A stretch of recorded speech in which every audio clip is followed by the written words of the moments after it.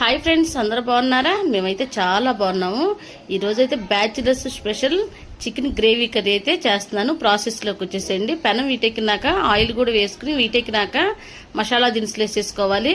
అవి కూడా వేగిన తర్వాత చక్కగా చికెన్ అయితే అందులో వేసేసేసుకుని ఇంకా మసాలా, అల్లం వెల్లుల్లి పేస్టు, అలాగే కారము, పసుపు, ఉప్పు, కొద్దిగా పెరుగు కూడా వేసేసేసుకుని మొత్తం కలిపేసేసి మూత పెట్టుకుని లో ఫ్లేమ్లో అయితే ఉడికించుకోవాలన్నమాట.